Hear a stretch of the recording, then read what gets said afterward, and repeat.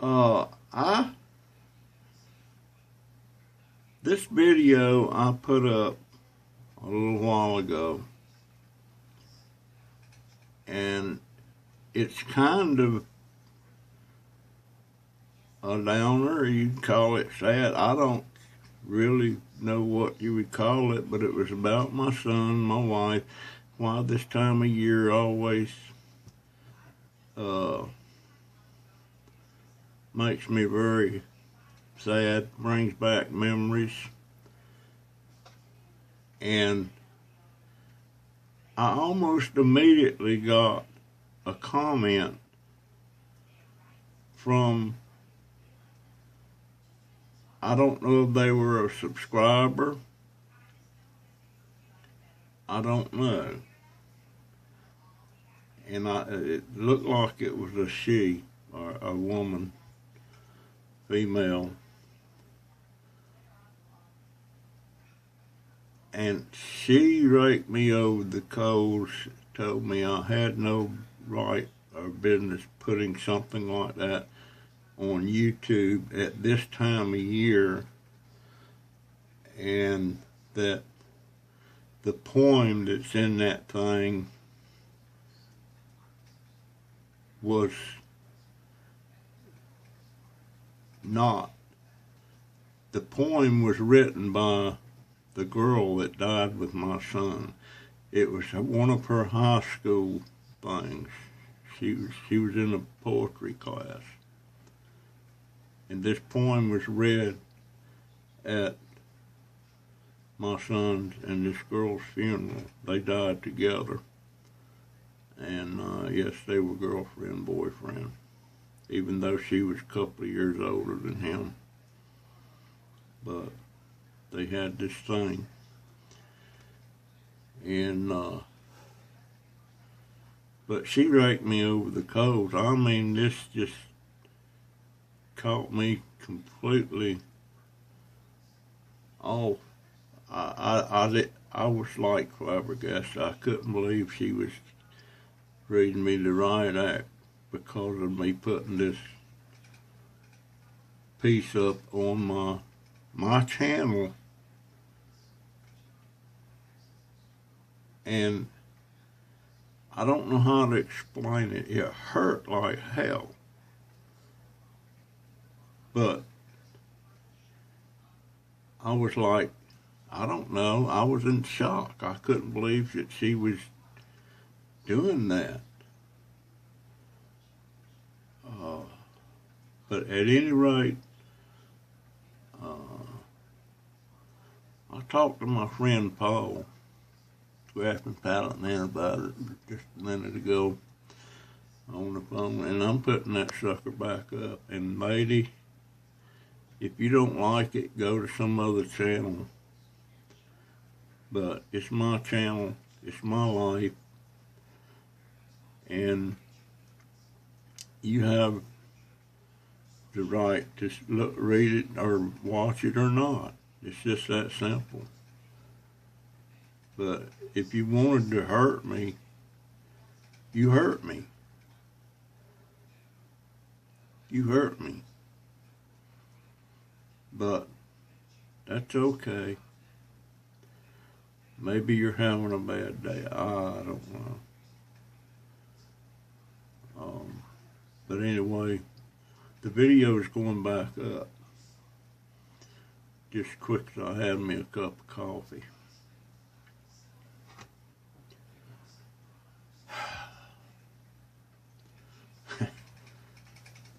I was even shaking. I was so upset.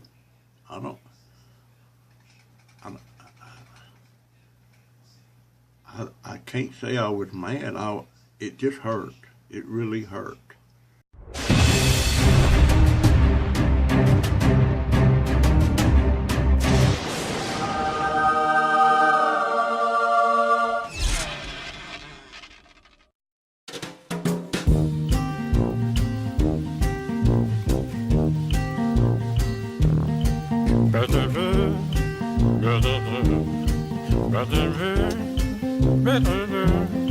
You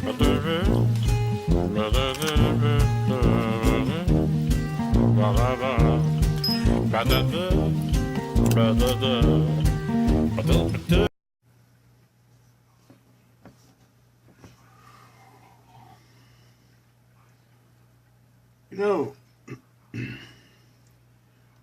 lot of people get upset with me because I guess they look at me as a party pooper or something, because in November and December,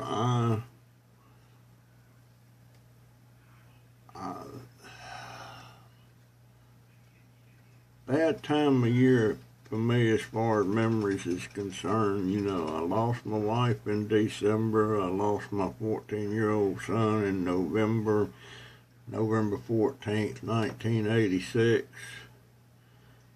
My wife,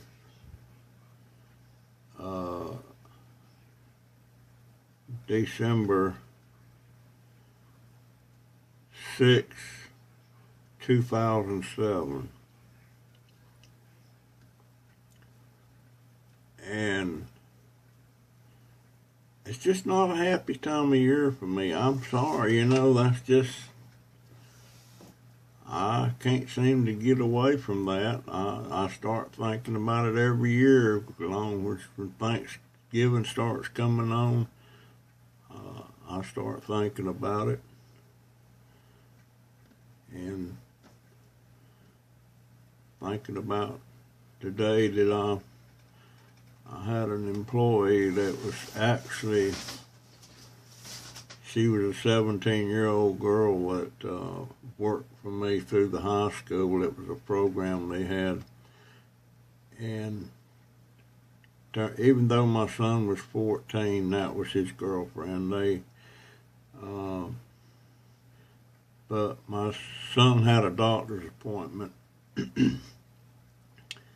And I was busy with something at the shop, real busy. And my wife come over and said, "You know what time it is?" And I looked at the watch. It was time for me to go pick him up from school early. And the girl that worked for me said, "Well, I can go get him." So she took her lunch at that time. She had a little bag with some sandwiches in it. She took that with her, and the last time I seen her, she was walking out the door towards her car. And I seen her car pull out of the lot, you know, going to get him. And that was the last time I seen her alive. She was an excellent honor roll student, smart kid, not reckless or anything like that. And she was a senior. And for some reason, there was a major intersection on 301-441 between Ocala, Florida and Central Florida. And she stopped at the stop sign, getting ready to cross this 4-lane highway. There's no lights there or anything at that time. There is now. She stopped and then pulled out in front of a damn Greyhound bus. Bus was going like 60, in excess of 65 miles an hour. He was speeding, but actually it was her fault because she pulled out in front of him. And the bus driver lost his job because of that, because he was speeding. But it killed my son and the girl, her name was Robin, killed them instantly. And that was an awful day. Awful day. We was close, but he was closer to his mom, to my wife. That was her baby. And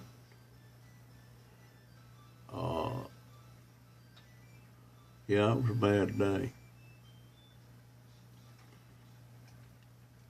Some people say, well, don't think about it. How the hell do you not think about it? You know, he'd be 46 today. Who knows what he would have turned out to be, or if he'd have had children or something. But they say don't think about it. Well, I'll think about it, and I'll think about it till the day I die. And about my son,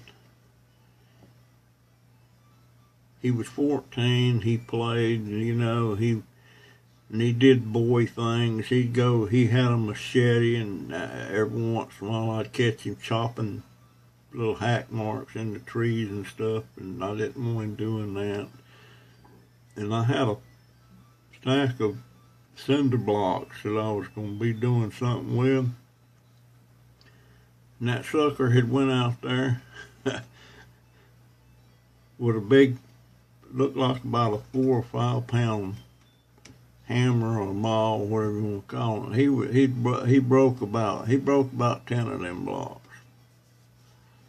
And at that time they were, I don't know, 60 or 70 cents a piece. He done stuff like that.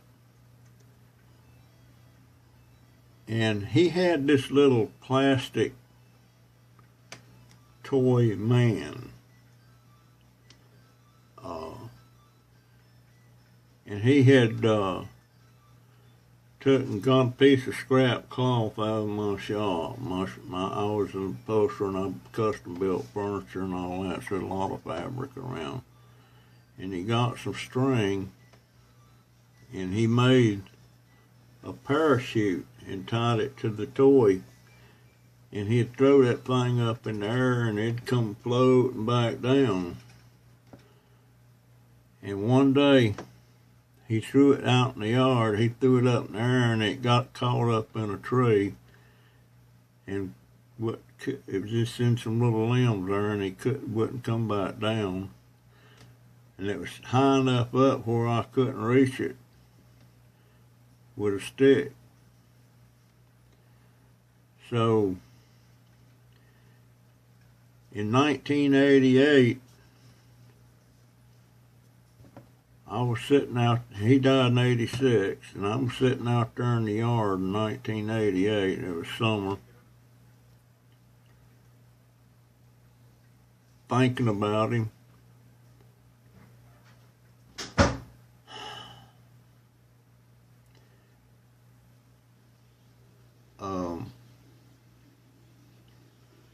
I was sitting there on the deck. The tree was about 25, 30 feet from me where that little toy was hung up in there. And down that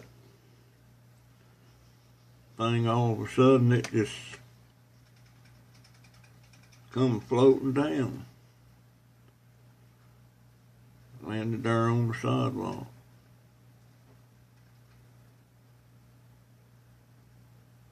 That was,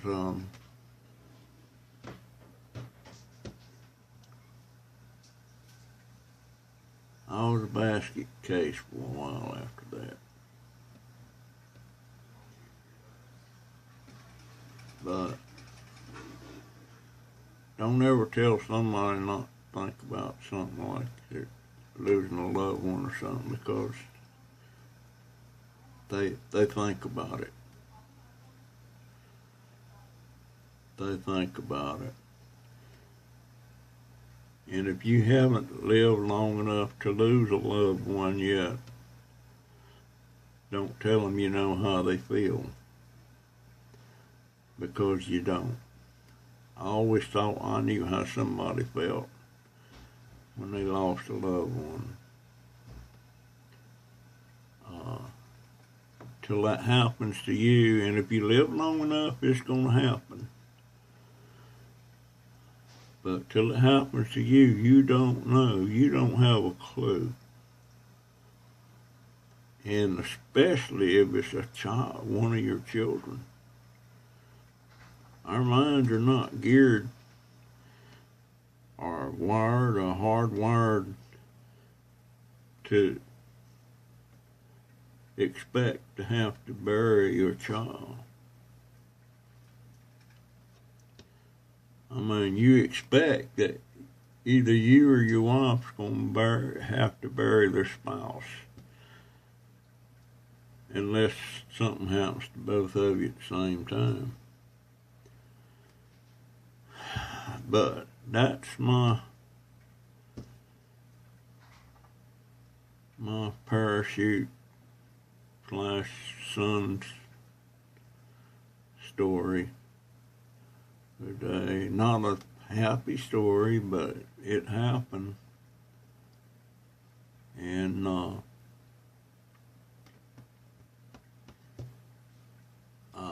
I wish it would it gets easier in certain ways, but in other ways it don't. It don't get easier in some ways. The pain sort of gets dull, but the pain's still there. Big old hole in your heart. I was blessed 4 years later, though, with a grandson that my wife and I raised, and he's with me to this day. He's right here. He has CP, but he's here. He's 28. He's on disability, and so he doesn't work a job. But every Christmas during the month of December, he goes out to the Salvation Army pays him a little pay, and he rings that bell at them pots, at the different stores and stuff, and that's where he's at right now, ringing that bell. But yeah, the pain don't never go away. Eases up, but it don't go away. And that's my story for today. I got a good one for tomorrow. You'll laugh your butt off about this, and it's a true story. Happened when I was 14.